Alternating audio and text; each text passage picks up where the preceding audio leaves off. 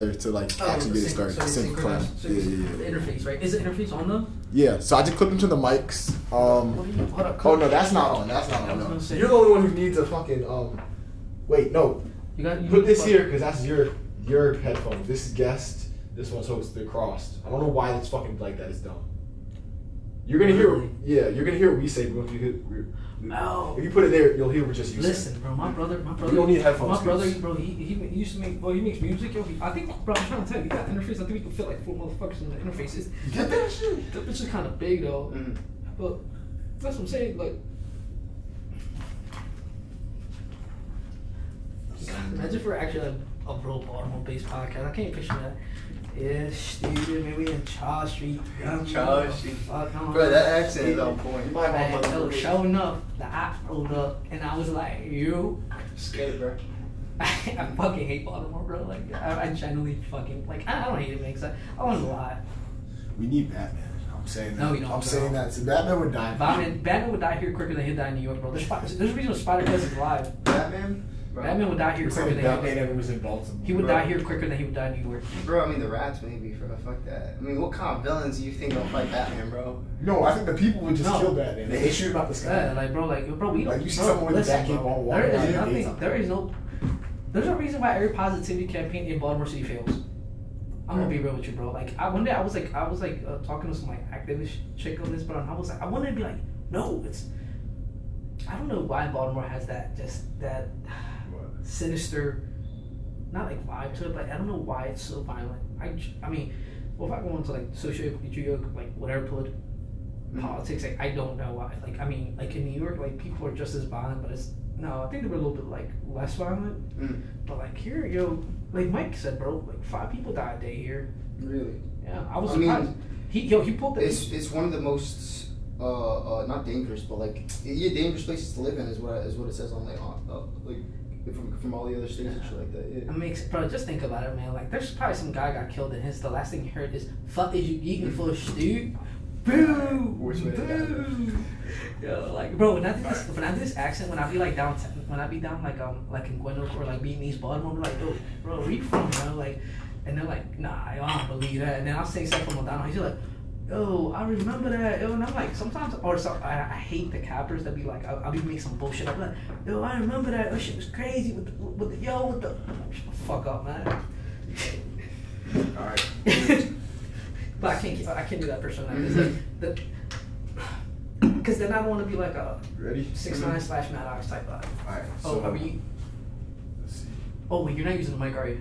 I am. Oh, because you guys are. As long as these two are moving, we're good. So actually, it would make sense for you. So you guys like around the same height. Yeah. Yeah, for real. That's like, why. Yo, because I just realized that. Because I'm like, bro, like you can't. I gotta clean everything. Is this? Make sure everything's good. That's not in the camera. Let me take this off. Wait, do you want to use the laptop? Do you want to keep the laptops on there? I mean, yeah. Let's keep his up. Can we just have notes? Like I have a whole Word doc open. Let me turn my audio off just in case, because sometimes like my Gmail thing keeps popping up from UMBC. All right, so audio clap. 3, 2, 1. Okay, perfect. All right, so welcome. This is the Peace Podcast. We're still deciding on a name. I'm your host, William Parham, with my fellow host.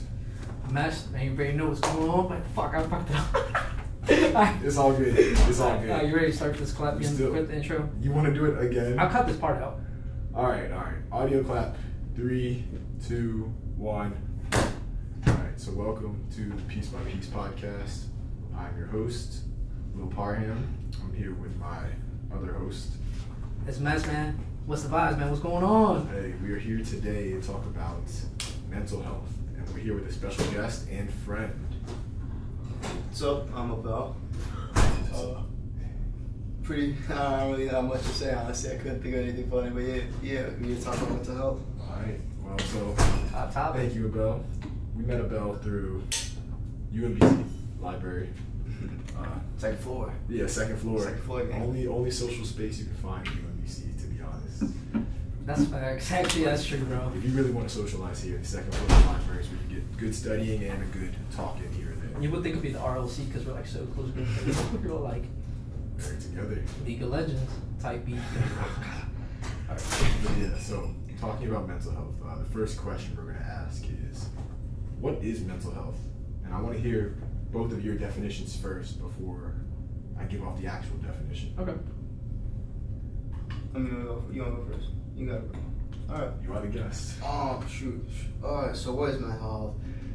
I don't even know the dictionary definition for it, but I think it's like it's space, basically. It's every individual has like sort of space, you know, in their own head and stuff like that, and it's more of like a way you can keep that space clean, you know, keep it nice, keep it clean, keep it organized, or you know, if you're unorganized with it and it's a dirty space, you know, you can't take care of it as much, and it's very underlooked. You know, there's a lot that goes into it. There's a lot of little things that you can do in your, you know, normal lives and stuff like that. A lot of things that we do that probably connect with whether we're feeling down or happy, you know, sad or whatever. Even the little anxious things, you know, like not getting all your work done or something like that. You know, there's a lot that goes into it, but in my opinion, it's just like it should be a good, clean space, you know. Yeah, that's the way I phrase it, you know. Nice answer. Good enough, yeah. Good, clean space. Keep it clean. Keeps your mind right. If it's junky, you're stressed out. Like it. Mess. Mental health. Well-being of the mental state. Okay, I'm kidding. So mental health is way bigger than that. Besides the textbook definition. It's really how like you take care of yourself. I'm gonna be honest. I mean, I think the mental health is heavily correlated with the physical health too. So, you know, like if you're I don't want to say that. Like if you're like a pessimist and you kind of don't care about like how your body's going, it's gonna impact your brain eventually. And vice versa. Just think about it. Like if you're not telling people that don't work out as much. Like if like the people that are very like I would say like inactive. You know, like that gets to their heads, bro. Still, like, you know what I'm saying, like, because think about it, you don't move around as much. You're gaining all this weight. I'm not no fat phobic shit. Like, you know what I'm saying? I'm just saying that like, you have to be active, some type of active, bro, so you can keep like your mental health like there. Yeah. Because if you're just like not doing anything, people, you're eventually going to go in this cycle of like stagnancy, and bro, eventually you're just gonna like hate yourself when you realize you're like, oh my god, like I've gained 10 pounds. Everything living is like, trying to move, man. Yeah. Think about that. That's a good like observation. That's why anxiety is a thing, bro. Human body was not meant to stay still. There's a reason, bro, why we feel so much better when we work out. Even if you don't work out like that, you're like, yeah, you know, you get that little pump and you're like, you feel good. Yeah. Gym. But yeah, so those are both two great definitions. The textbook definition, Webster, is the state of being free from illness or injury on a cerebral scale. So it's a major health concern, and there's been a lot of misinformation about it. And because there's been so much misinformation, people haven't been able to achieve their, you know, opportunities or like, opportunities they've been presented to in life. It's prevented people from executing those things. For instance, like if you want a new job, or you just got an offer for a new job and you're not in a good mental state, you might, want to stay stagnant, as you were saying, and either not go out to that interview or just stay home on the couch and staying with what's comfortable rather than, growing. Biggest trap in life. Yeah, comfort's like one hell of a drug. But yeah, that's how mental health is. Now to get a little more personal is, can you guys think the first time you ever became aware of your mental health? When you realized like you had something that, you just needed to care for your mental state, not physically, but like you just, like, damn, why do I feel this way? Or I need to take care of my mind. Alright, true. Yeah, either or can go first. It doesn't matter. However you guys feel. I guess like I don't want to say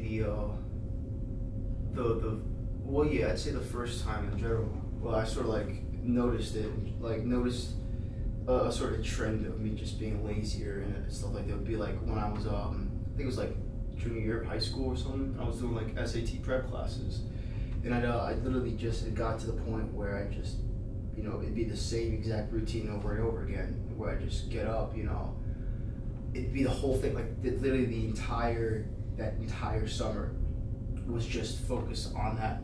It was focused on studying for the SATs, studying for to take the SATs by the end of the summer. So like I do the same exact thing every day. Just get up, do it like that. That's it. First thing in the morning, last thing at night. That's all I would think about, you know. And in between, obviously, you know, I fucked around and shit like that, do teenage activities and shit. But either way, it'd be like the most stressful thing. Like, am I doing enough? Am I not doing enough? And shit like that. Eventually, it'd be like, I don't even want to do anything. Like, why think about it? And it's like it just gets easier for you to just, you know, lay in bed all day or some shit like that, or not even pay attention. That's like, that wasn't even at its peak, you know. That was just like the first, like the sprinkles on top, you know. And then eventually, like going into college and shit like that, you know, my freshman year was very fucking rough.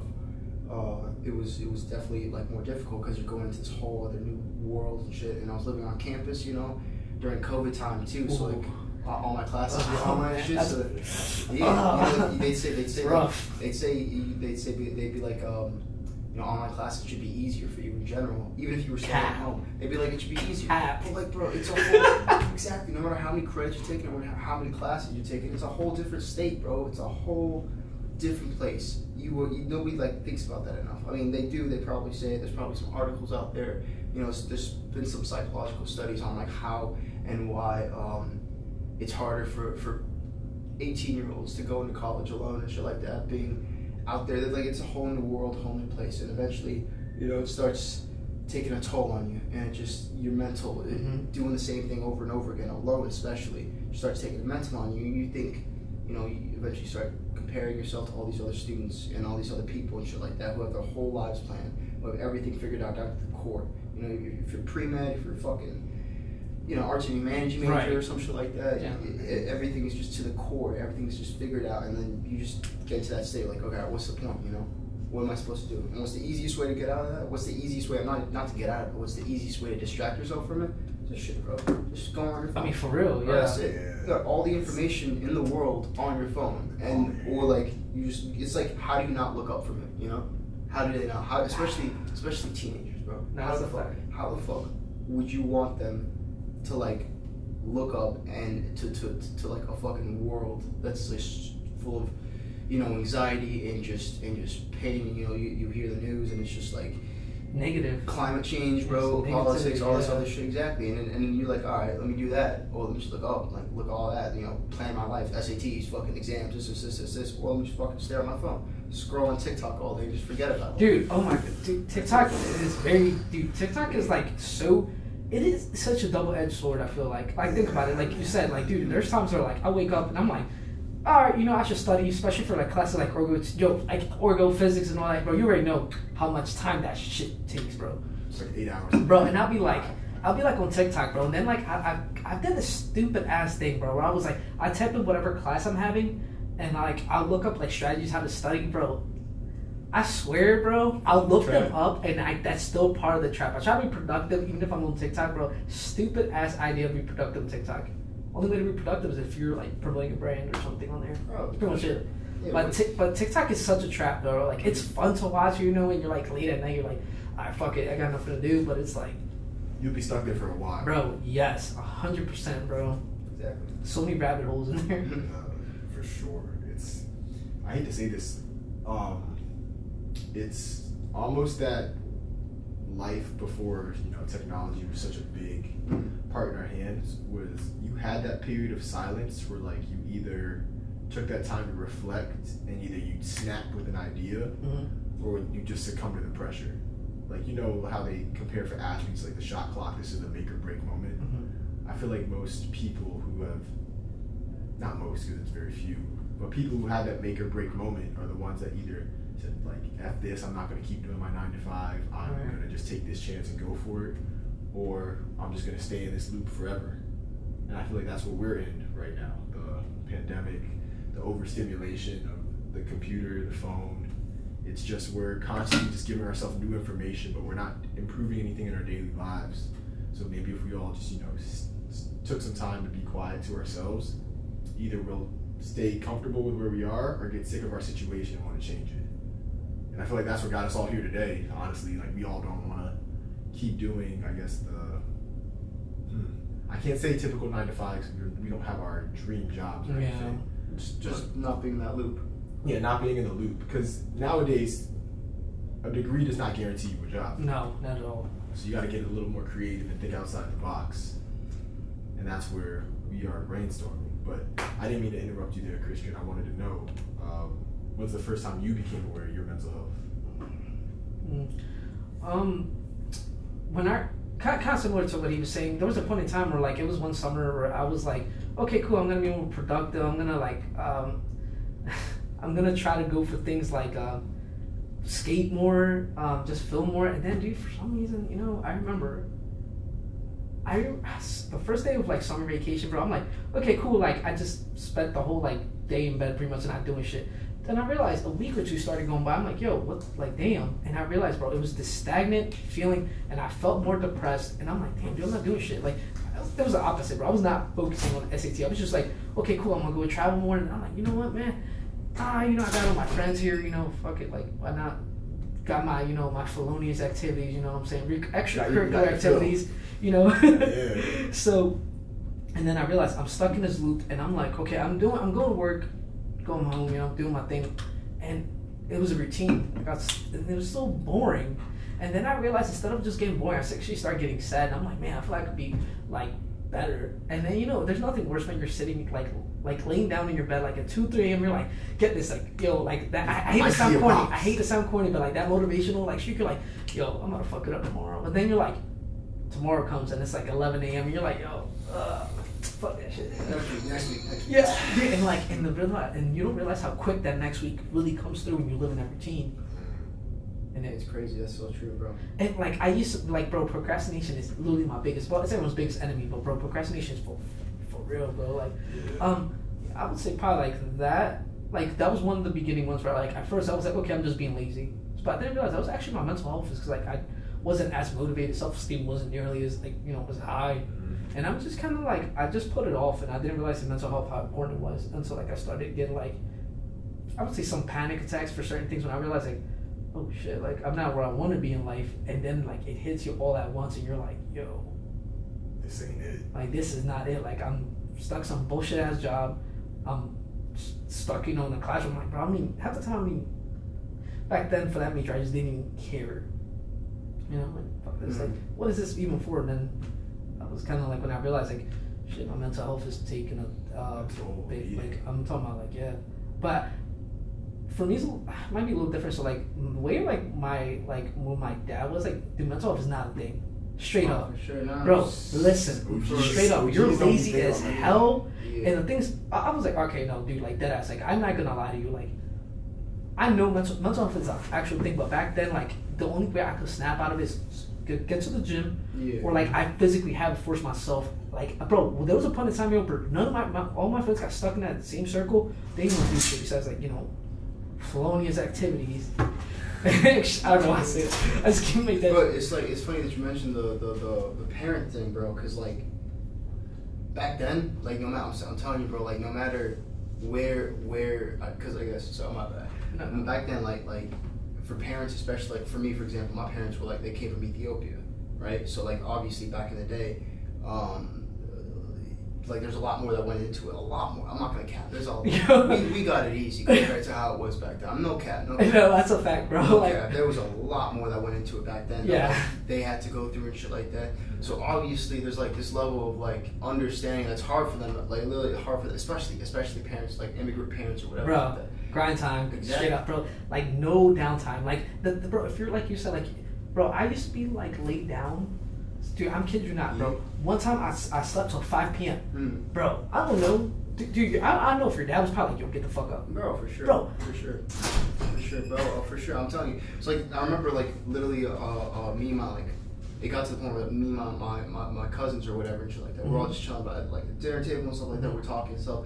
And then, like, somebody would bring up, like, you know, a point of, like, what was it first? Okay, I guess we would have, like, an argument or something like that, or a discussion on, like, what college is like now compared to how college was back then or some shit like that in their day and shit.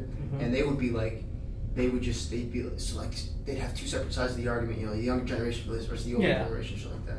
And it'd be like a middle ground with like one of our aunts or some shit. So she'd be like, yeah, you know, it was kind of difficult for us back in the day.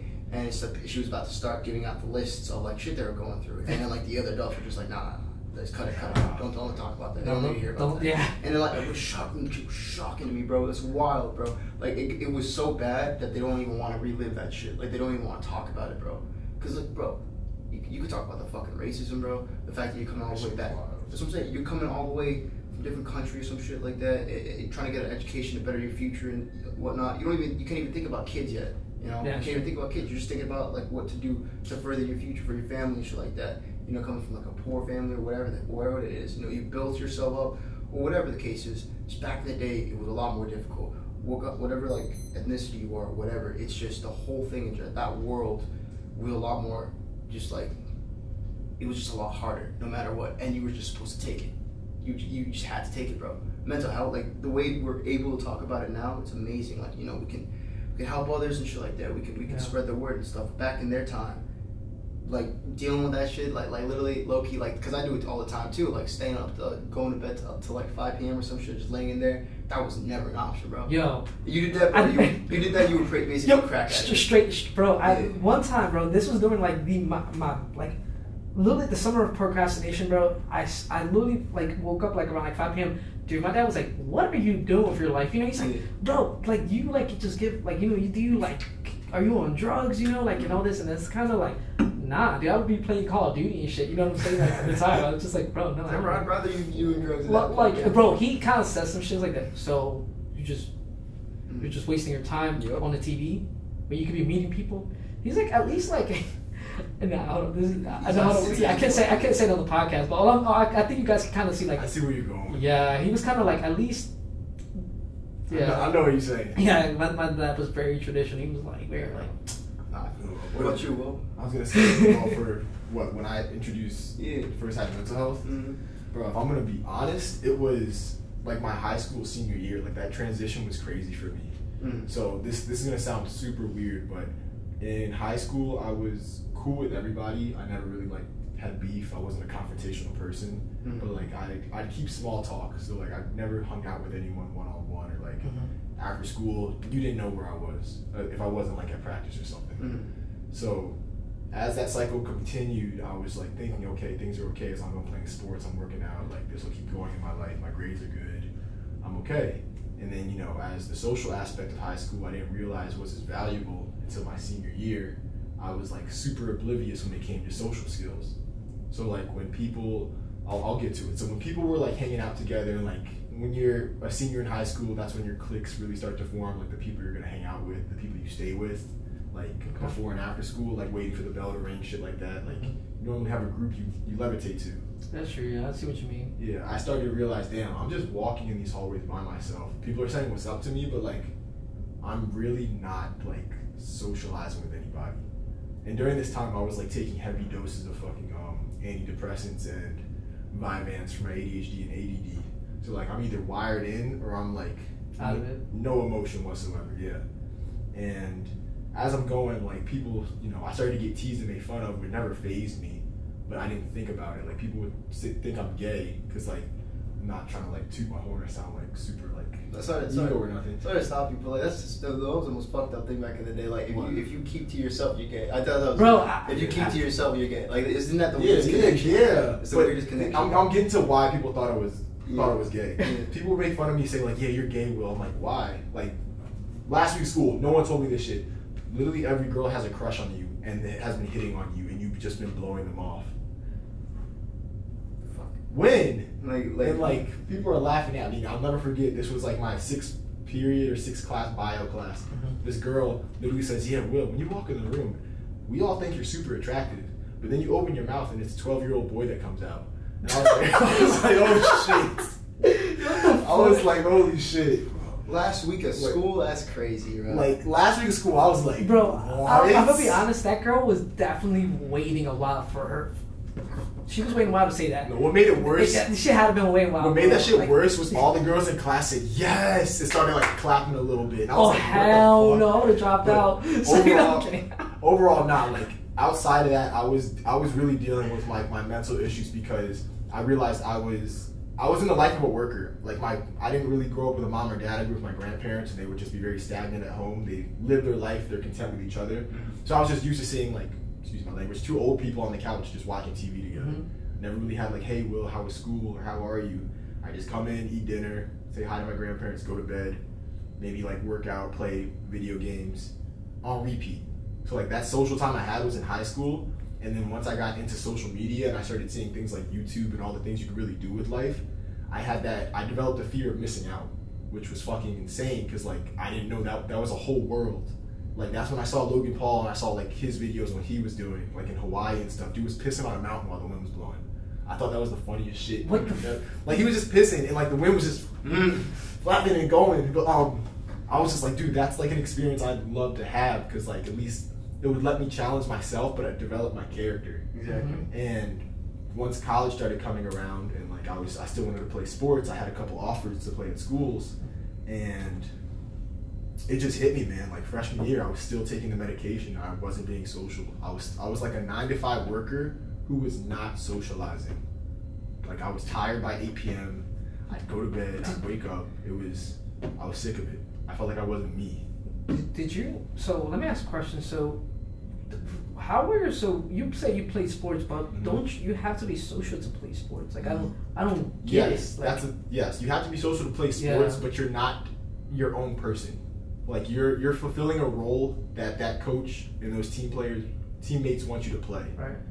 So like for instance, if I played basketball in high school, I was not the best. I was like honestly I think I was completely dog shit. But people compared me to like Dennis Rodman because like I was athletic. I could jump, I could get rebounds, and I would look sloppy as hell out there doing it. But like I could run the floor like nobody else. And so I figured that was my role. And coming into that, like when you talk to your teammates, you build that rapport on the court and in practice. Like a lot of talking shit, a lot of like, you know, making jokes here and there, like really, you know, guy time. Things I didn't grow up with, like, you know, my dad or a lot of like male figures. I didn't really mesh well. I was just like off to the side listening and making like a comment here and there. So I still feel like I wasn't me. With coach like, Will, baseline, go. Like I would, like yes sir. Like, I was like such a robot. Like I would do as I was told and I leave it at that and I stay out of trouble. So like I said, I feel like I never had my own character in high school, but I think the light just died in school. Yeah, that's when I first realized my mental health needs some help here. Like I'm not my own person. I am an empty shell. But yeah. So moving on from that, of seeing, you know, when we were all first aware of that, now leads into the next question: is what is trauma? Like, can you guys identify trauma at all? Like, I got a good definition. Can of worms type beat. I got a good definition. I have a good definition and actual definition for it, but I just want to hear, like, what do you guys think trauma is? Ooh, that's a tough one. For real, man. That's a tough one. That's kind of crazy question, but I in my opinion, bro, like, I personally, I don't know, man. Like, I don't want to say no. Like, I'll be honest. I think I had it too easy to really know what trauma was. Like to me, to what I could consider trauma could be like ice cream to somebody else. Like literally nothing, bro. It'll be like a treat, you know. Like somebody would beg for that, you know. I can't really say I had trauma before, or I know what it is, or I can really define it. But I mean, it's just like a moment or period in time where like maybe it was I don't know, like I'm trying to phrase this very delicately, but like maybe it was like a period or moment in time or something that's happened to you in the past, whether it be your fault or not your fault. You don't want to relive. Like you're too scared. It's like even thinking about it is like a knife to the throat. You know, like you can't even think about it. You don't want to even experience it. Go through that again at all. You know, and there's a lot of apprehensiveness. Exactly. You start choking up and thinking about shit like that. It's whatever actual feeling it might be, sadness, anger, whatever it is. You know, you just don't want to relive it. So you're gonna do everything in your power to like make sure you don't have to, or maybe it's just it has such a hold on your life that like you can't even do anything about it. It sort of goes back to like depression and shit. You know, you don't even want to relive it, so you start like, not doing anything about it. You know. I guess, but at the same time, like I said, you know, I don't really know what trauma is. I can't really pinpoint a specific traumatic moment in my life. At least I can't identify it right now. That's more like, you gotta talk with a psychiatrist about that, open up some like childhood memories, bro.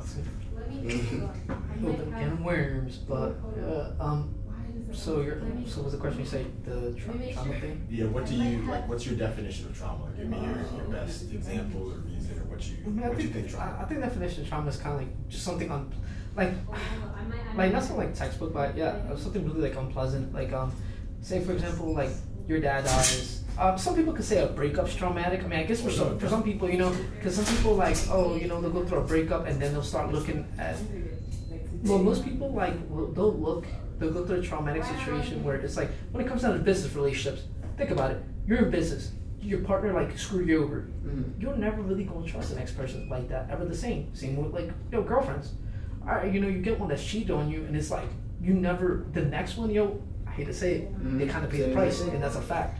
And it's not like, and it's not, honestly, and it's not like the next person's fault, but it is what it is. No one wants to get fooled, so you become a little bit like offensive. Yeah, but like I mean, I think there has to be like healthy, like there's like a healthy level of it too. You know what I'm saying? Like think about it. If you got cheated on by like 2 girls beforehand, bro, you go into a third one and you're like, oh yeah, you know, yeah, bro, I'm not gonna lie. I'm gonna say it. You kind of deserve it, but like if you don't learn from it, like you know what I'm saying? Like if you don't learn from I mean, yeah. But anything really like relationship stuff, death of a loved one, car crashes. Actually, like you know what I'm saying. Say for example, like, and this is always like I was always afraid of this. When I used to ride bikes, I used to ride BMX bikes. Like I don't know if you guys understand like rail hops are like nah. I mean I had pegs, but I kind of like doing 180s, 360s like on flat. You know what I'm talking about? Yeah. So kind of like you do tricks on your bikes, not like So all right, my biggest fear and like. Alright, a long time ago, it actually did happen, I'm not gonna lie. So, I was doing like, what a spine transfer, so a spine transfer is like, okay, you get on your bike and when you hit the ramp, you like hop right before you hit the coping. Yeah. So, dude, yeah, so you're supposed to like completely like hop over it, dude. I didn't hop right away, dude, I landed right on the coping, bro, broke my ankle. Cause like, it was the frame and the coping, and it went like this, bro. And I remember I was just watching something like on skate, like some skate, like Metal Hall thing on YouTube, bro. Like, yeah, it was like something, but it was like kind of like a Metal Hall thing, dude. Right. And like, it just, when it happened, bro, it was just like, I was in shock. I had no idea what's going on, but I didn't realize like about trauma. Like again, I didn't grow up really like mental health shit, so like, it wasn't until like I got like 6 months later, I healed like physically. And that's what I'm saying. So I'm gonna go hit the same spine transfer, and I bitched out. Well, yeah, like I was just checking out, and I was like, yo, what the fuck? Like, and it's something I used to do, like, I would say, kind of common. But I'm like, yo, what the fuck is wrong with me? Like, I would like, hit the hip. Well, I would hit the hip, and I'm like, dude, why am I like? I would be shaking, and I'm like, yo, what is wrong with me? Like, my friends are like, yo, bro, are you good? Yeah, like, bro, like. Bro, and it's like something everyone is able to do, bro. It's like kind of like it's equivalent to say if you ride a skateboard, bro, and you bust your shit. Like, especially if you're riding down a hill. If you're like a longboarder, bro, you're never shit down a hill is wild. But some people like that could be trauma. That's trauma to some people. Think about it. Yeah. Like, if you ate shit, bro, you're probably never gonna want to bomb another hill again. And you're like, I think I'm good on that, bro. And then, say for example, you got the balls to like actually hop on the board, bro, and you start going down, you start realizing, like, why am I shaking? You get that speed wobble. It's not speed wobble. And it'll be a tiny bit of speed wobble. Next thing you're look at you, you're folding, literally. Next thing you're like legit like fucking scorpion or like folding like a lawn chair, bro. That's fucking. Get off of longboard sounds great. You haven't done it? No, listen, this is why longboarding is evil. I just be surfing. Longboarding is that bad, bro? Nah, I will turn. I hate longboarding, but low-key. It's just like I'm a skateboarder, but like I mean, shout out to longboarders that actually like do tricks and make it look cool, like. Bro, I'm 6'3". I can't be on a skateboard. I'll be honest. Bro, listen, man. I don't. I used to watch a lot of skateboarding, bro. We had a guy named I think Brady Frinsky. Bro was like 6'4", and he was like some Dutch dude. Bro, Dutch. He can like bro. Yeah, no, Dutch people are like different breed though. I mean, dude, they're all tall, bro. I've not seen a short Dutch person in my life. Yeah, that was a guy. That's bad. Yeah. Actually, even the women are tall. Everybody in everyone in like bro, everyone in the Netherlands is legit tall. Like that's kind of crazy. I would take a trip to the Netherlands, low key. What about you? Go ahead, bro. You fit right in.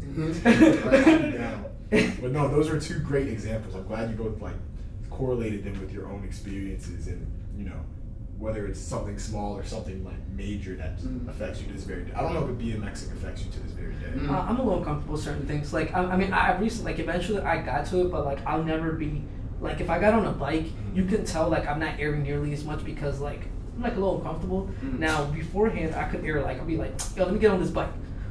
Like you know, I'll do the whole snapping motion, you know, air really decently. But now I can air like okay, but you can tell at one point, like if you knew me from back then, you'd be like, hey man, you used to be kind of like fucking like I don't know, like you like I yeah, like I used to just like I wasn't afraid of it. Like I'm not. I'm probably never gonna gain that confidence again, but it is what it is, man. Like I don't know. Yeah. Well, unless you know, the definition for trauma is experiencing an event which can leave an impact on one for a lifetime. So you both knocked that joint out of the park. Good shit. For me, my first traumatic experience, like ever, was in pre-kindergarten when my mom told me that left-handed people die quicker. Because I used to be a left-handed person. Well, actually, I used to write with my left hand only, and she told me that, and I started practicing my right like every night for 30 minutes. Bro, what the hell? And now my left hand is still stuck in like pre-K, but my right hand's now college level. So I can still write with my left. It just looks like a kid. What were you gonna say? No, that's crazy. I made that connection. No, like cause sorry. No, that's interesting because I just thought of something like when I was in like 5th grade, I'd say, right? And I used to be super religious back in the day. Like I was really religious. So, like I did this thing like I don't know. I'd be like hand to God or something like that, or some shit like that. And I just kiss my cross that I have. I kiss it once. So, like when I'm trying to make a point or something like that, like I swear to God, bro, and I kiss my cross. You're guilty. It's just a thing I do. But then my boy told me, he was like, "Yo, did you know?" And like I accidentally kissed it twice. Not accidentally, but like I just kissed it twice. My boy told me, he's like, "Bro, did you know if you kiss a cross twice, that means you're going to hell?" Oh my God, dude. I'm like, what are you talking about, bro? That's crazy. Like there's no way. But just precautionary. Like I remember, I'd be like, all right, like. I'd do the sign of the cross or something, like at church or something like that. I kissed my cross twice, and I'd be like, do a third time just to be safe, you know. And I realized, bro, that shit stuck with me till like, I mean, just recently I sort of stopped not being that religious, but like till like senior year of high school, bro. And it wouldn't even be me, like I wouldn't even think about it like back in the day, but it'd just be like, I was so superstitious and shit like that. I'd be like, is it true, bro? Is it something like that? So I'd always kiss my cross like 3 times or some shit. I would never kiss my cross twice. It'd just be like something I do all the time. And it's just, I don't know if that's technically trauma related or what. I think that, I think that's like it's like a light version of trauma in a way, you know what I'm saying? But it's just, it was at such a young age, bro. It was wired in my brain, bro. It was just like clicked in there. It was just like that, and I know for a fact how like fucking stupid that is. Even as a kid, like that's it. I can't, like I literally can, like, but it's just weird to me. It just feels uncomfortable. It's like trying to write with your left hand, you know, when you're really like right-handed, or trying to write with your right hand when you're really left-handed. Exactly. You know? It doesn't feel right, you know. Dude, I remember like there's something, and it's kind of weird like that. So when I would be home, like when I was like 5 years old, I remember like, you know, when you're getting off, like, you know, when you get home, sometimes you like leave a sock on, like. Yeah. So my mom told me, you know, like if it might have been my mom or like my sister or something. She said, you know, if like you have one sock off and one sock on, yo, you know, mom could die. Bro, at 5 years old, I'm like, yo, what the fuck? Bro, because I started thinking, yo, dude, listen, I'm gonna explain to you. So he's like, what if mom slips on your sock? Yeah. And like breaks her neck? Dude, alright, so, you know, looking at that, I'm like, kind of like, okay, what the fuck? Yeah. Like, yo, like, you know, I'm 5 years old, I'm like, bro, what the fuck? I don't want to lose my mom or something like crazy, bro. Like, so, because for me, like, the thought of me losing my mom at 5 years old, bro, like, even to this day, you know what I'm saying? But back then, you're like, it's over. And bro, in my head, if I didn't have the other sock, I felt like the devil was just gonna come and kill my mom. Straight up, because I want to meet the fucker that started like the step on your back, break your mama, step on a crack, break your mama's crack. Dude, yeah. Whoever fucking started that shit, bro, like they got a special place in hell. They ruined so many kids, bro. It's not even, it's fucked up. Like, it's real, dude. Like, it's actually fucking wild to me now. Like every single. I'm 20 years old, bro. I still won't step on a crack just in case. Just in case, bro. Dude, you see, like, that's literally, like, at that level, bro, and I just remember, like, yo, there was so much weird stuff as a kid, like, that people would tell me, and I'm like, yo, there's, like, that, and some other things that probably, like, what the fuck, I'm not gonna say it on here, but, yeah. No, that's shit. Yeah, actually, now that I realize, yo, Man, we've been exposed to a lot of trauma. It's an experience which can leave an impact for a lifetime. So like 9/11 was a traumatic experience for quite a lot of people. Dog. Like that's a prime example I'd use. Or an earthquake, it hits you the same. Like whenever you feel shaking or like turbulence on a plane, it brings you back to that moment because you're relating to that similar experience. That's what I'm saying.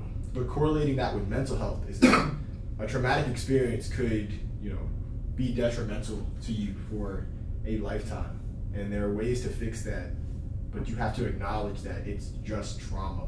Like that moment has come, and the likelihood of that happening again is slim to nothing. It's almost like a phobia or something. Yeah, it's a phobia or fear. Real quick on the 9/11, it's just very ironic. Yeah. Like this part's gonna get cut out. Like, this is what I posted. I saw this on Twitter. Hey yo, that's crazy. Yeah, it's just like that irony.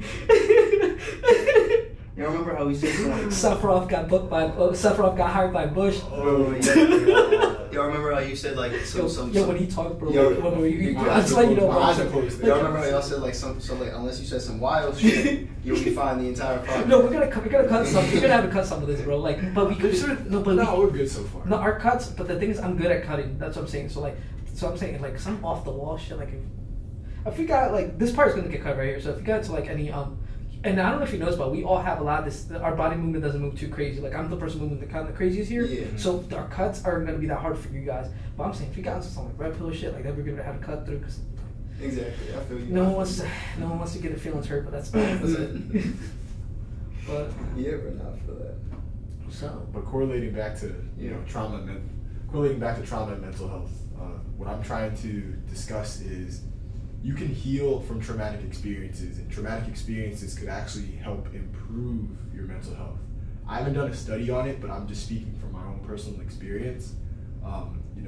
For me, I'd say losing my first girlfriend, it was very traumatic for me because, like you mentioned earlier, like you're a bit more defensive and like you're on your toes when you approach the next girl. A little more on alert, yeah. Yeah. I think that was necessary for me because I went from, as you guys know, from high school not knowing myself at all. My first girlfriend was my senior year of high school, by the way. From not knowing myself at all to like kind of developing a voice for myself and saying like, hey, like this makes me feel this type of way, or I'm not cool with this, or like back up. Almost, it gave me a sense of independence. Sure, it still affects me today, but I realize whoever I talk to is not my girlfriend. And even though if I find maybe a similar correlation, that's not because all girls are the same. That's from my traumatic experience. And I have to understand that I need to fix that and not just make an assumption or a relation to, the next woman. So overall, like I think I've been improving on a large scale. That's what I was trying to explain from trauma and mental health, because you never know what it is that's bringing you down that's traumatic. So like a loss of a loved one could affect you for the rest of your life because they were so special, or a traumatic experience which can give you that push that you need to like go the extra mile. So this is a typical one that I think a lot of guys go through. Girl breaks up with you, you hit the gym 10 times harder. Yeah, I'm sorry, bro. That's a fact. That's like a whole, I told you, man. Like you, that's like a whole work out out of spite. Fuck the benefits, bro. You be straight like Goku. That's what I'm saying. Like you go pure from spite out of just hate and spite, bro. So trauma's a good catalyst for what you need. And canceled. Good motivation. For real. My boy, that reminds me, my buddy, my roommate, he went through a breakup, and I won't say names or whatever, but like, bro, you should have him as a guest. I think he'd be a good guest. Alright, that's a bad. We're open to all. I was talking to him about that. Yeah. We're okay. Let's do it. But he was going through and shit like that, bro. And he was already a big gym head beforehand. He was already like a pretty big gym head. But like afterwards, man, like he hit the gym a lot. But like that's how he got better throughout it. And it was like it was a whole big thing. And now, like literally now, he's like. You could see if you could see the timeline of like the before and after, basically you could see like the difference and shit like that. Now he's like you said, trauma's a good teacher too. It teaches you a lot, and he has a lot. So like we talk about this often, so he'll have a lot more to say about it on it, specifically through his experiences too. But he could see like both sides of things, like how he was in the wrongs for something, how like the other party was in the wrong for the other things and shit like that. So it really helped. Exactly. You reflect on it all the time, and now it's like the benefits and shit. He's helping our other friends out and shit like that when they're going through something like this too. You know, you talk about it more and more.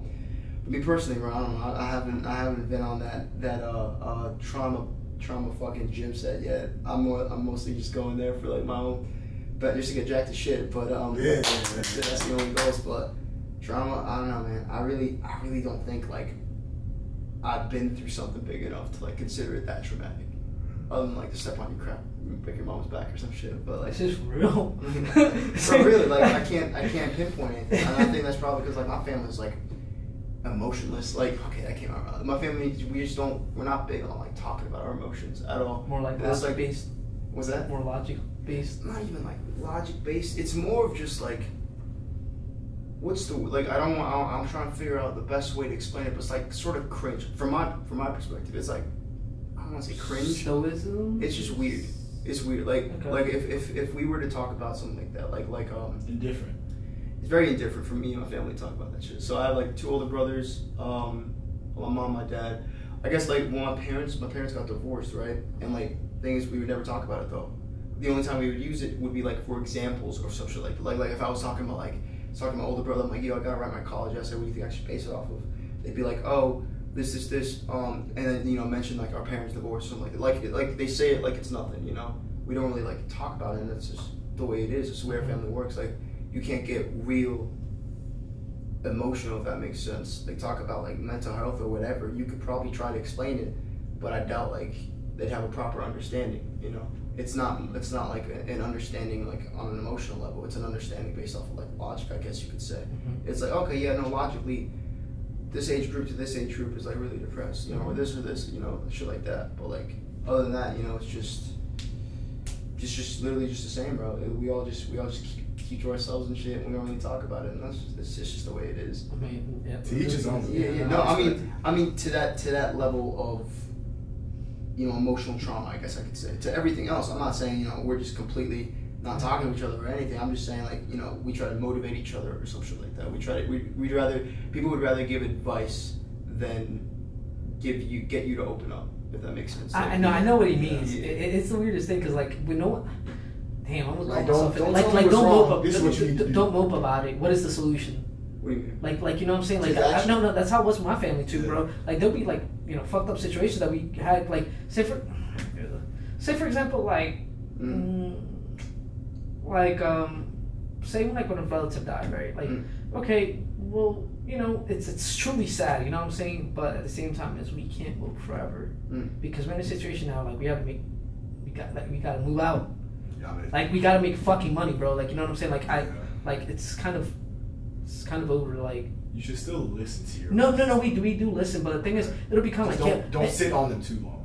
Well, the thing is, don't just sit around and be like, oh man, like how can I explain this? Like don't like you pretty much. How can I?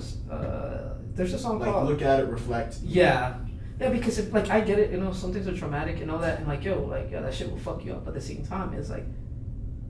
What's past is past, man. And honestly, man, like I said, move with a purpose, bro. Or you're gonna get moved on purpose, bro. Sure. Like life will humble you. Like, bro, there's times where like, okay, cool, I got broken up with a girlfriend. I'm like, you know, I'm moping, like, damn, dude, I'm here like, I'm here sad as hell, and it's like they're living their life, or you know, like, I'm just gonna say, man, fucking moping around, man.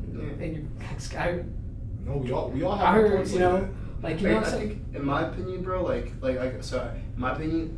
I think I just made the connection, like, because I don't think I dealt, like I said, with that traumatic sort of experience thing that well, because I'm not really, I don't want to say focused on the past. I'm more afraid of like the future, you know. I'd say I'd say like instead of like you said, you were talking about like, you know, not holding on to the past or some mistakes you made in the past. I'm more afraid of like the like basically if you could sort of see you're in a rut or something like that. You know, you're making the same mistakes all the time over and over again. You know, procrastinating. You know, you might be eating unhealthy or you're not doing what you're supposed to do. You're just waiting till the last minute or some shit like that. I'm like that all the time, right?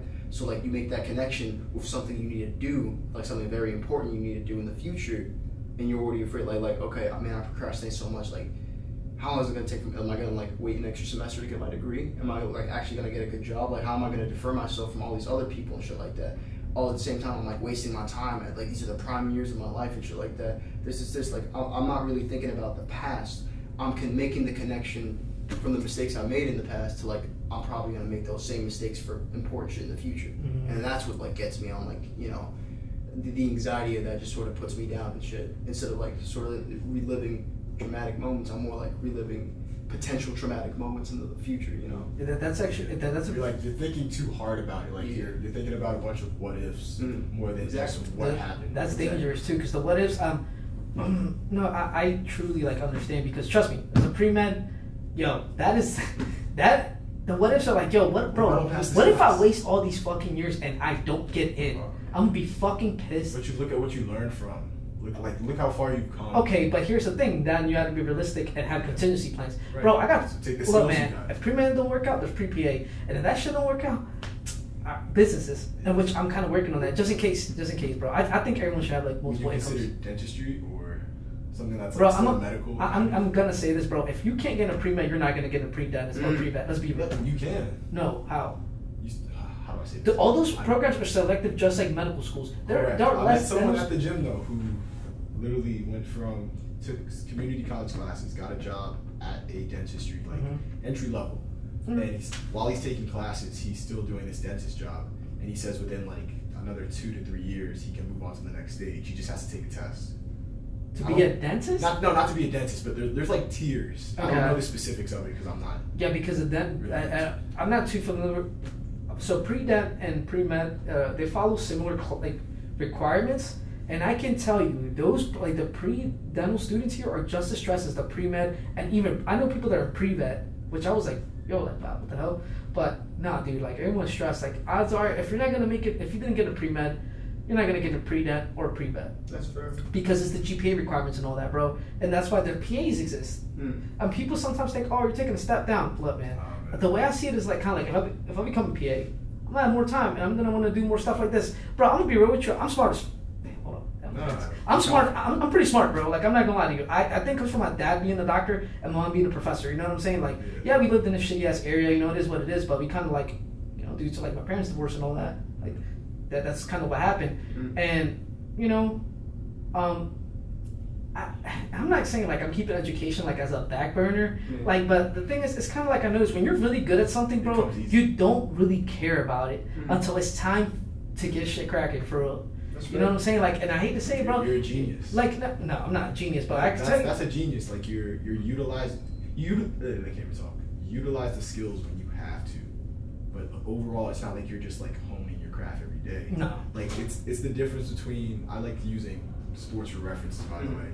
Like basketball, there's a skilled player who's just tall and like has all the talents for the job. Let's take Shaq for instance, and then there's someone who just works their butt off to like become the best. And thank you, Kobe. Even though Kobe had some tiers of not tiers, had the minimum. No, Kobe's what 6'6". I think so. Yeah. Okay. Let me compare that to like. Yeah, all I'm saying is like compare Shaq to Kobe. Shaq's a big dude, strong. All he needs to do is take one step and his nuts are in your face. Versus Kobe Bryant, who like outside the perimeter has to think of all these different scenarios and skills. I think I heard it in a podcast once.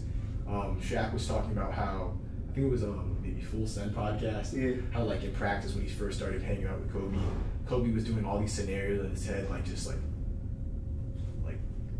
mid practice, and they were like, "What the fuck's this dude doing?" Yeah. And like he was like practicing like the moves, like what players were gonna come at him, like in his mind. He was just simulating that. So I'm saying like a genius is someone who has all the skills and can, hit the court when it's game time. Like Shaq doesn't practice. Shaq just comes to the game and just dominates. So similar to like Allen Iverson, versus like someone like Kobe, who still has high skill value, but wants to keep improving and adding to his game. Oh, so like I see what you mean. It's like consistency versus the raw talent. Yeah. So you're saying is what I'm understanding is you have raw talent, which I believe you do because you're studying orgo like it's no one's business, and you're consistent with it. So you're like a hard worker, a genius and a hard worker.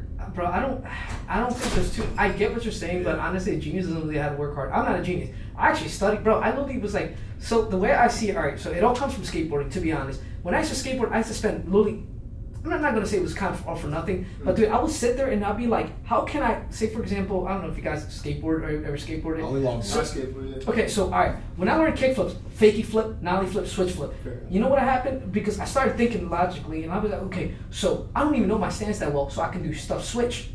Like you said, you were left-handed, right? And then your mom put you right-handed, bro. At one point, you couldn't tell the difference between your left hand and your right hand. Oh, for sure, yeah. But I'm goofy. I'm right foot forward. So my friend, I used to skate with like a lot of people in Charm City back when it was like more popular, like Charm City skate park. Shit, I probably I'm gonna take that one out. But not, back when it was like popping and like right before View Skate Shop got big. Yeah. So shout out to the people out there. So those guys were way much better than me. So they'll be like, yo, learn switch flips. I'm like, what the fuck is that? Stand on my board regular. What the fuck is this? Left foot forward. Oh, it feels ugly. All right, learn little ollies, and then at one point I could ollie, you know what I'm saying, like both stances, but after I learned fakie and ollie. So I realized I'm at the point where I could go literally any way in the skate, like in the skate trick matrix, you can call it. Yeah. So I learned, kick flip, then fakie flip within like a few days. Nollie flip took me like, a few months, switch flip. Boom. Learned heel flips the same way, had switch heels mad quick and all that. Because I guess you call it the plasticity. I thought of it like scientifically, all right. So I thought about it. I'm like, okay, I know it's weird, but I used to like YouTube shit about psychology when I was like 12. So I was like, okay, cool. Like, all right, I'm at the point where like I'm not set in stone in what my style is. Yeah. So I have like this mold where I'm like, I'm not molded really. I can just move around. So that's why I learned so many tricks, switch and stuff like that. Because I was like, fuck it, like bro, like I'm considering myself goofy footed, but the thing is, I can still, bro, if you put a board right now, I can switch foot right now first, second try. But it would take me longer to kick flip right now. But like, I see what you mean, bro. Yeah. No, I used to make connections like that, like I don't know, because skateboarding for me, first of all, I'm terrible at tricks. I'm not even capping. I'm terrible at tricks. That's just because I don't do it long enough. But like, I literally like moving the board with my fucking hands, like. Just being able to like balance or whatever, I had no idea what the fuck I was doing. I didn't look up any videos or anything. I'm just like, all right, so like, what do they logically? How do you normally do this, bro? Yeah. Put your foot and you twist. But I'm like, okay, wait, this doesn't feel right. Yeah. And I find my own way to do it, and I realize that way is bad. But like either way, I'm trying to connect that with like the normal way of doing shit. Eventually, literally, it's not that hard. Just go from point A to point B. I could do that easily. I can skate like that. All these, but like for example, if I was when I was in high school or whatever, me and my brothers. We were always big on music, not even high school, but like forever. Music or whatever, music, films, video games, all that shit. Like we were always into everything. And then I'd always like listen to music, but like I just like listen to music and like imagine like scenarios or music videos or some shit like that. Like watch music videos too, and I'd be like, okay, this is pretty good, but like the timing for a lot of this shit is off. The timing for a lot of this shit is really off. I don't like that. I wish you could just like, I wish I could like redo it for them and like, not for them, but just redo it so the timing was fine. Okay. And I didn't literally like, went over and over like that for a lot of the shit I watched. And then eventually like senior year of high school, I'd be like, oh shit, I can actually get fucking free software and just do this shit myself. And I did. I'd make the stupidest shit ever, bro. I'd get like a, I don't know, I get like a Suicide Boys song and then connect that with like a fucking fight scene from Rick and Morty. Like, like AMVs? Bro, son, shout out SoundCloud era was lit. Bro, when Extentacion jumped in, what's that one song, Xanax? Yeah. Came out, bro, I remember, bro, damn man, that was such a good song. I got like 1,000 rounds by like Suicide Boys. Was it Puya? Ghostmane, all those rappers, bro. Like, listen, bro, SoundCloud era was top tier for like, if you were an anime dude, bro, in the underground, bro, you was gold. Hold up. I'm like, this is the perfect time. My fault, bro. No, you're good. Like, you gotta be nostalgic right now, bro. We're about to hit the longest time we've ever had this podcast, which is about to be an hour. So this is a segment where I want to call it like chop time. Okay. So like just chop it up. Okay. Kind of hit our topics or like messing up everything. So whatever you guys want to put on the table, like.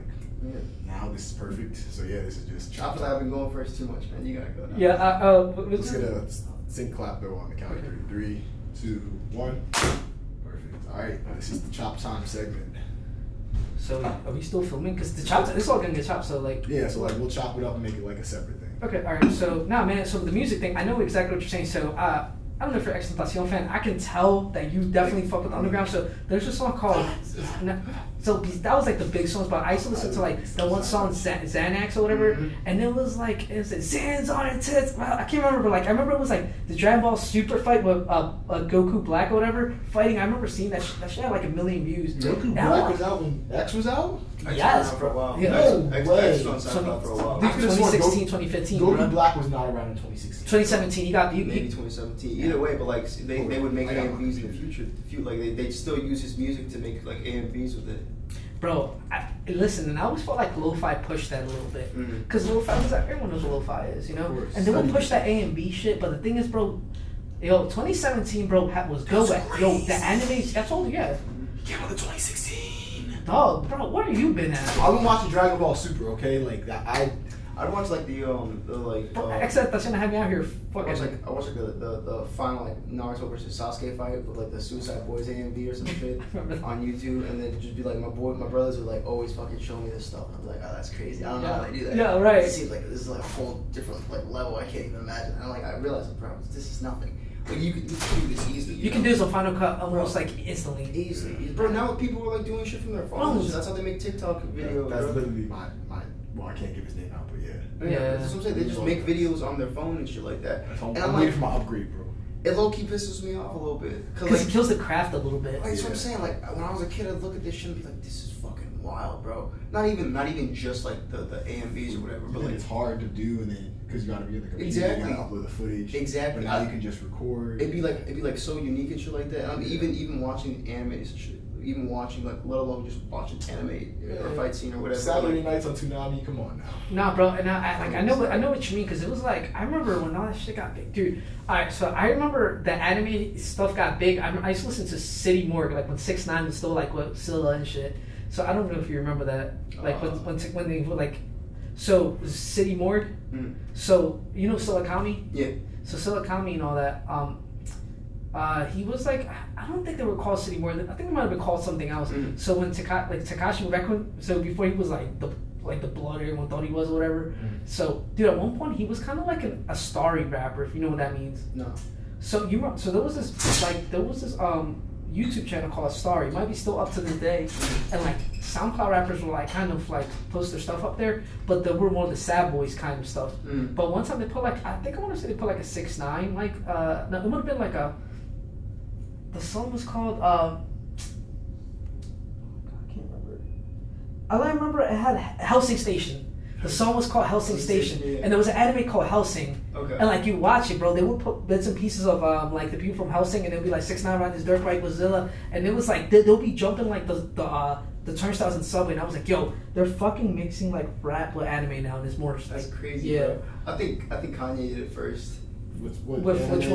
Yeah, he was the one that brought up. I mean, to be fair, it was already like a well-known anime. It was Akira.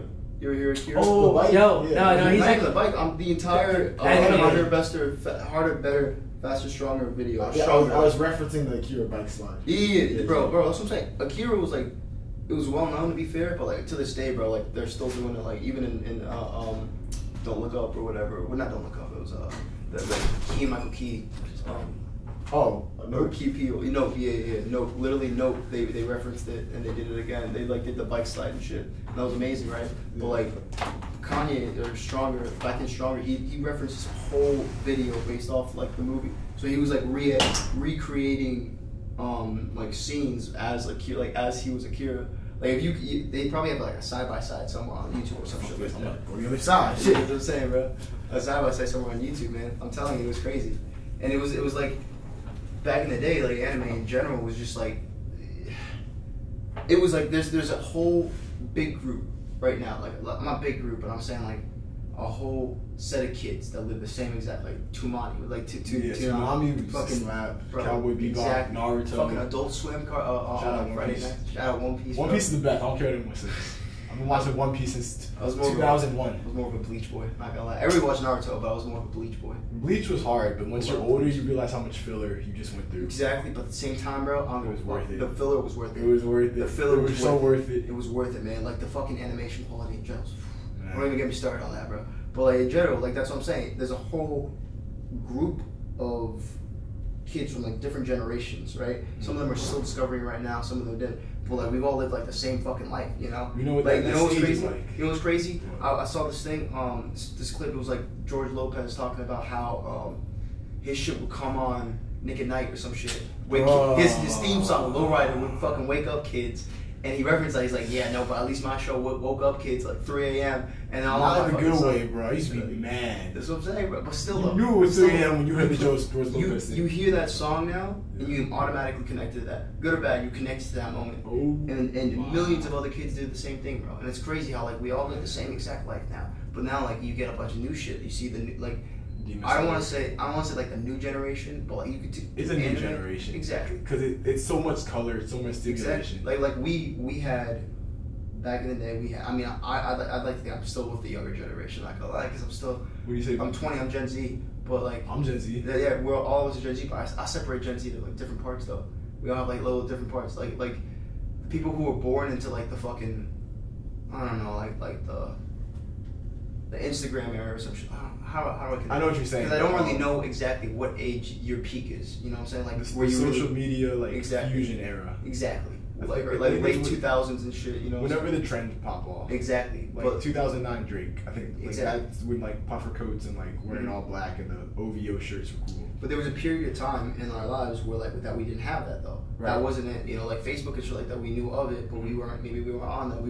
We didn't have streaming platforms. We just had cable and shit and all that stuff. But now, like, look at the kids that are coming in now. Dude, I can remember that stuff like it was yesterday. Exactly. I remember all those trailers. Exactly. Now you have everything you ever wanted, like in your phone, bro.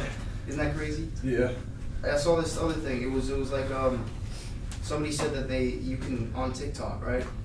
They said this is the most wild shit ever because it's unlimited. Like literally, you can just keep scrolling. You can feel. It's terribly sad. You can feel like actually completely sad watching a video on, you know, something really sad on TikTok. Scroll down, feel the most nostalgic you've ever felt ever. Scroll down, you feel the happiest you've ever felt. Scroll down, you feel like the angriest you've ever felt. Emotional roller coaster. All that in the span of fucking 10 minutes. And then you go off of TikTok and you're supposed to feel fine. Like, let me ask you, what was the last like fucking TikTok clip you watched? Do you remember the Drake clip? Where the dude was like, he was dancing with Drake. Yeah. And the dude had his cup in his hand, and Drake was like. That's what I'm saying, bro. You know what's funny? I just went to the bathroom. The last TikTok thing I just saw was the UMD Barstool thing just now. UMD Barstool. And right before that was a 2000s memory, and it was like Kirby. Yep. And it was like Mega Man, and I literally it's so weird. My mood just fluctuated just now. That's why my voice is like, dude, I was just sad as hell because I'm thinking, damn, bro, it's some vaporwave shit. Take me back. And then vaporwave. And then I'm like, now I want to drink. You scroll down, you could feel fucking jealous or some shit. You can scroll down. For real. It's just you keep going down that fucking rabbit hole. Black and it's white. just crazy. But 100%. And it's There's so no weird. way that's healthy. There's No, way it's that's not. Black and white. No. I'm saying like that fucking TikTok. Oh yeah, no. There's no way it's healthy. That's what I'm saying. Like that period we're supposed to. Sorry. That period you're supposed to have when like you have nothing and it's stagnant. That's like your grind phase. Like when I'll take a perfect example. When you'd watch new episodes every Saturday, like on cable. Mm-hmm. Once that episode goes off, you're waiting for the next one. You can't find it. Mm-hmm. So then your week starts, and you're doing all this schoolwork, and then you realize, all right, Friday's coming around. Oh, the new episode's tomorrow. Mm-hmm. So like you found an alternative to do like something creative or like really dive into something. New Baruto dropping. Mm-hmm. It's like I know again. I'm not going on Saturday to watch that. I mean, I don't think they. You see what I'm saying though? Like we all have to go through this period to find our spark, and that's why I feel like a lot of influencers and artists have that make or break period. Like, I hate to say not everyone's had the best come up story, but like people have a period in their life where like either they're dead broke or they're going through something, or they're just gonna say like, F it, I just went for it because I didn't want to have X, Y, and Z in my life anymore. Yeah. Like Drewski's my prime example because that's the one that comes to mind. He was like. Did they say bro? I've heard he went to school here. Is that true, bro? Drewski did not go to UMBC. Yo, that's what he's from like Kentucky or some shit. He's from Kentucky. Yo, I heard like I heard he actually like went look to it Maryland. Up. No, Kanye came here once. To UMBC? Yeah. What year? I don't know. I'd been way before like. No, it was way before us. Yeah. But I know Kanye was here once. Drewski. But no, Drewski was saying, he was talking about how you got to take that time period in your life to just really like. He's actually cut off all the distractions. Columbia. And that's when either if you're depressed, something's gonna pop off where you just don't want to be depressed anymore. Mm. And I think with TikTok, that's really eliminated that depression because you can change your feeling or your mood at any time. What are you trying to show? He's from Columbia, Maryland. Oh, stop the cap. September 12th, 1994 in Columbia, Maryland. Shout out Drewski. Yeah. Hey, shout out Drewski. Yeah, go ahead, Columbia. He's down the street. Yeah. I'm a Columbia boy. No, because I heard something about like you. I don't think he went here, but it would make sense if he might have been at one point thinking about it, bro. Like, right down the street. You feel me? Him and Brent Fayez. Like Brent Fayez was out one Oak Ridge. Fuck it though. Like think about it. Like you went to high school. I claim that. If he didn't do the shit he did though, like if he didn't like if there was a chance that he came here, or like he could have came here but decided not to. Let's say he came here, we would have noticed the name. Like nobody would have fucking known. I mean, maybe we would have, maybe we wouldn't have. Maybe it was like of the other generation or some shit like that. But like his name would have been there. So I'm like, if he didn't, I'm happy for him, bro. Fuck it. He said fuck it and like just went for it. You know, he didn't need to go to college. For real though. The potential chance he had to come here, you know, is fucking. It's interesting as shit. Like think about it. If he came here, would have been he wouldn't have been as big. Maybe he would have, but like God knows, bro. Like there's more of a chance if he didn't go to college. And I don't know if he dropped out or if he went. Bro, how did he get big exactly? Was the Jack Harlow thing? So Drewski used to do skits, from the best of my knowledge. Drewski used to do skits online that were very relatable. Like Cardi B type shit. Like he was in that era of like the frat, like the Kyle Rogers University, like how frat boys like are coming out like with dip cans when they get in, like their finger. I know. I know. Did you bang? Like did you bang, bro? Like. He make fun of stuff Smash? Like, yeah, he make fun of that, and he'd be very active. I know what you're talking about. It just blew up. Video. Exactly. Nah, I feel that, bro. Yeah. Well, fuck, man. No shit. This is still the Trop section. I keep fucking forgetting. This is Trop. Like I think this is like a random Chop time. I just like that. Yeah. So I got you. So can I say one more thing? Yeah, you got it. Shout out to my boy Ryan Mendelson. He originally he helped me, inspired me to do this podcast, and he was gonna name it Chop Time. And then I don't know what happened, but he said he didn't want to do a podcast anymore. So I asked him if I could use the name, and he was like, "Sure, like go for it." So shout out Ryan Lee. You know, you the man. Thank you for coming up with the idea of the term Chop Time. Yeah. Nah, bro. Well, if I had to summarize it or anything like that, it sort of goes down to just I can't express enough how fucking addictive being on it's, bro. If like my friends are watching this too, they know I'm being such a hypocrite right now by saying this shit because they know me, like especially my roommates, bro. They fucking know me and shit like that. They tell me this all the time. They always say this, and the fact that I'm trying to tell people how addictive it is. It's good. You're exactly. I'm not, I hate to say victim word. Exactly. It's just everything. It's so easy to change it and shit like that. Change up your fucking schedule. Change up your routine and shit. And literally, it's not that hard to do. And I mean, it is, but it isn't at the same time, And it's the little things that you can accomplish that make you feel much better. Bingo. It's the little things that you accomplish, bro. The small wins always feel much better. I know what you mean, because sometimes I'll be doing some schoolwork, right, and I'll be I'll wait till the last minute, and then kind of ironic what's happening at this very current moment right now. I'm going through the homework, and I have no, dude, I'm not going, literally, I was on the 5th question out of 21. I'm right now on the 19th, and literally before, we started, our, session, bro, I literally went through all the questions. I'm like, yo, I've never in my entire life in Orgo have gone through that many questions under, 30-minute period. I'm like, shit, bro. Look, I'm not school bound. Some bullshit happens, the next thing I'm like a nurse. So I'm kidding. Another respect to the nurses out there, you know what I'm saying? But I feel you, bro.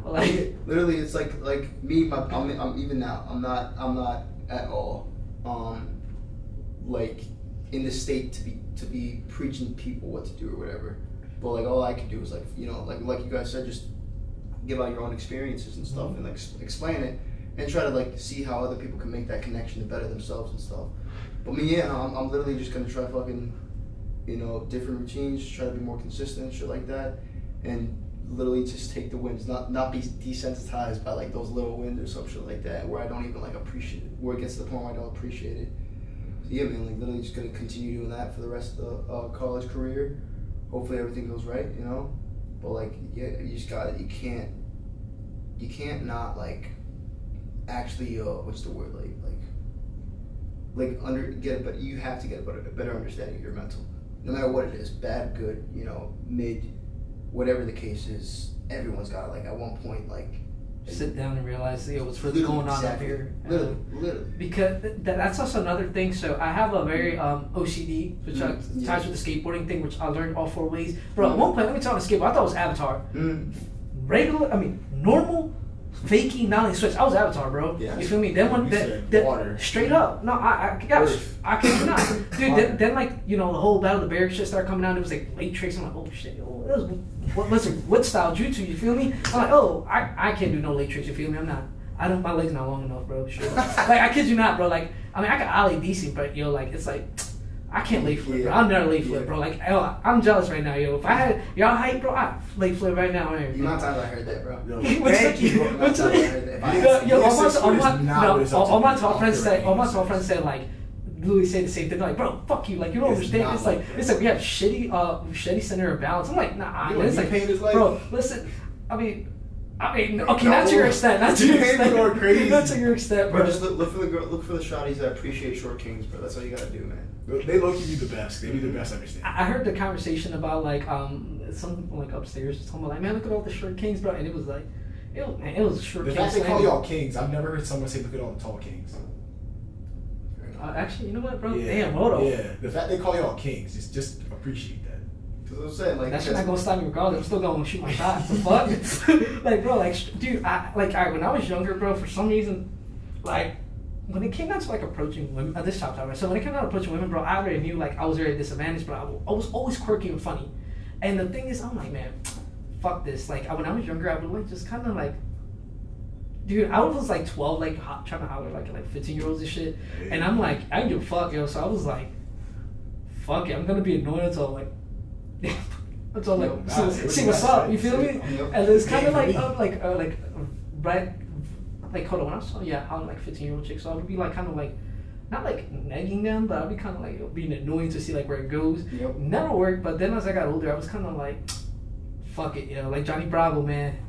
Keep shooting a shot. As long as you're not creepy, bro. If she not feeling it, bro. That's it. Better to walk away with your dignity, bro, than lose all your credibility. Because once people start realizing, he kind of weird. I like that saying. I'm telling you, bro. I like that saying, bro. That's a good saying. Better walk away with your dignity than lose all credibility. I just made that up. Nah, I'm just saying, it's interesting. That sounds interesting. So, bro, like, damn, hold on, man. I'll be making out fucking bangers, straight up. Hold on, trademark. Write that down. No cap. That's a good one, bro. No, but like the thing is seriously, because they go, bro. Once the females find out, once the girls find out that girl like creepy, you know how hard of a stigma that shit is, bro. That's what I'm saying, bro. I'm telling you, bro. Even your friends even your homies will like fucking like, whoa, like fucking with yo. That's what I'm saying. You know what I'm saying? So like, fuck it, like, if I shoot my shot, nah. But at the end of the day, you still have to be, you to an extent, like. As long as you feel like you're not forcing the situation and you're being your authentic self, that's where you either, if you're not okay with it, sure, you change, but you don't put on a front just to get a girl. Because I know plenty of guys who will lie to women just to like get with them. And you know what's funny? And they're punished for that. Exactly. You know why? You know why they're punished for that? Because women can instinctually tell when the guy's being like, fucking like out of the party off of like hold on, bro, you kind of wild. I've seen this happen. No, he's right. I've seen this. No, I mean, I'm not cool with no, hold on. No, if you're like approaching chicks that are like clearly like fucked up on some level, and you're trying to like flex like this, that's kind of weird. That's weird as hell. But like the thing I'm talking about, like say for example you're sober and you're like trying to flex that you're this big flex guy, you don't have shit, bro. You might be able to get away with it temporarily, but this is how I'm telling you, life kind of punishes you for it. She's gonna call your card in a way, or she's gonna, hey, do you want to travel here, bro? If you're broke as fuck, and she's like, yo, let's go to New York, something cheap as hell. We can catch a $20 bus, bro. A $20 bus, bro. Like that, and you're like, unless if you unless if you got like work excuse, but if you don't have money like that, bro, I don't think a date should be 8 hours. And that's just the bus ride. What you mean? Wait, it can be 8 hours in certain type of settings, but like... but like our first date, if she's like, let's go to New York, and then you both sit on the bus for 4 hours. Well, actually, believe it or not, traveling is the best way to get to know someone, but if that's my first date, fuck. It's a level of like... spin is my... It's the thing is, like you said, like traveling 8 hours or some shit like that with somebody like that on the first date, depends on the type of person you are. Yeah. You're not traveling... I am not traveling 8 hours with... Like, bro... I'm not traveling 8 hours in China for like that. I don't know. I'm not as is, bro. I'm like already fucking. I'm like pissed, antisocial, bro. Like, are you, bro? Like, to a certain degree, you know what I'm saying? Like, there's moments where like I know I can be like express myself really well, shit like that, and be vibing with somebody. Even like people I just randomly meet, you know, at parties or fucking anywhere, bars or some shit like that. I randomly meet, and like I can literally talk to them just easily. Like it's just that. And there's moments where like I'm tired as fuck, or like. I don't know how social battery going? Yeah, social battery is just dead. I ain't trying to interact with anybody, bro. But I'm still forced to, you know? But when I'm forced to, it's not gonna be the same. Like, I'd rather experience that with like someone who's like basically patient. But that's all I'm talking about. Okay. If somebody can be patient like that, that's fine by me. I'll travel 8 hours or something like that. But like at the same time, you gotta be patient too. You gotta be like, understand that your social battery might be dead as fuck. Like, the way I think of it, if you're okay with basically, if the silence isn't awkward, that's perfect. Yeah. Literally, as long as the silence isn't awkward. Like, it's nothing's forced or anything like that. If you're sweating as shit trying to come up with something to say, bro, it's over. That's it's over. Like you're on a date and you're going 8 hours like traveling with someone. Bro, that's a lot of time, bro. You got, like, your social battery is going to die at one point. Bro, at one point you're better off just taking naps. Straight up, bro. Exactly. Because like an 8-hour conversation, bro, I don't give a It's a double-edged sword. Bro, I had homies that used to like be on the phones, like on FaceTime with their bro. You know, like the corniest shit I've ever seen, but it kind of makes sense. But not at the same time, it's when dudes get on FaceTime with their girlfriends and they fall asleep on FaceTime. For what?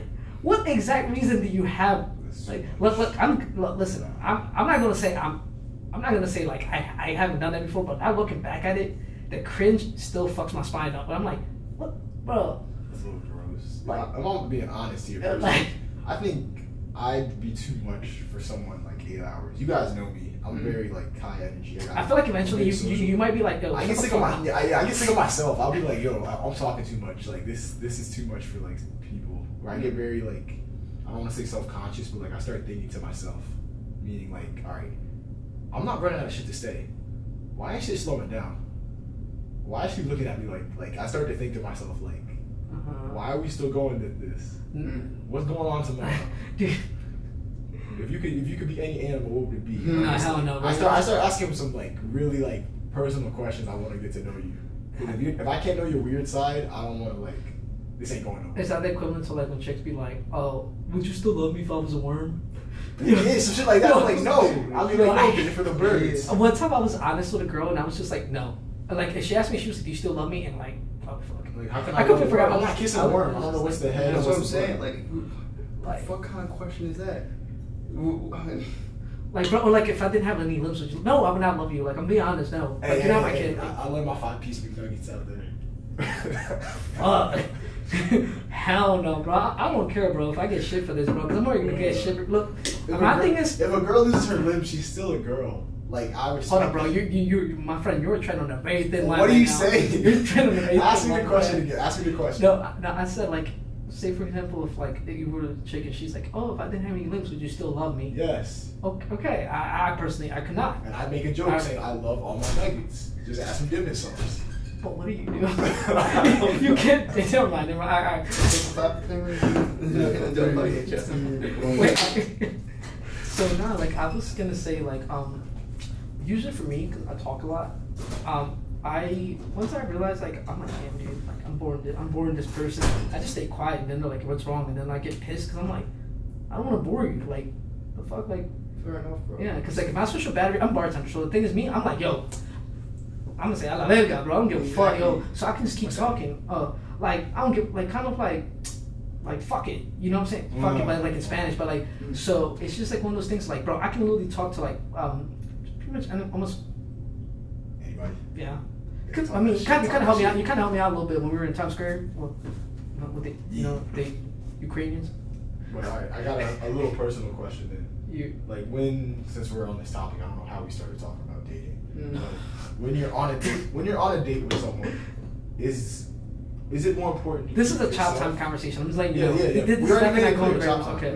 Yeah. Like, when you're on a date, is it more important to entertain yourself and keep yourself happy, or entertain your date because at the same time you want to have fun, but you don't want to pedestalize them and give them all the praise? And when I mean that, it's like you don't want to dissatisfy yourself just to make them happy, because then they won't know you anymore. Wait, ask it again. Okay. When on a date, is it more important to make sure you're having fun or make sure your partner's having fun? Like, I know there's a healthy balance in between there. But when you go into dating with that mindset, it's almost like me personally, I know if I'm good, she's gonna be good because I'm being my most authentic self. If she doesn't like that, it's like, all right, this just ain't gonna work. But what do you guys feel or understand that?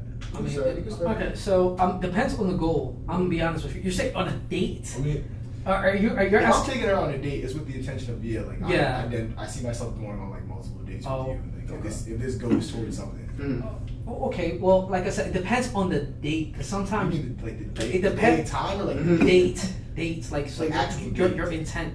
Cause you can go on a date. Cause you can the intent. Cause you can go on a date and just be like, oh, I'm definitely not dating this chick, but like if this is the way to get to what I want, let's be real. So like if you're talking about, all right, so personally, if I'm just trying to this chop time. If I'm just trying to do what I do the seal the deal. Yeah, seal the deal. I'm just like, okay. For one, I'm just kind of like well, I'm gonna think about it more logically. I'm like, okay, cool. She's like, man, fuck, man, how can I make myself sound so like?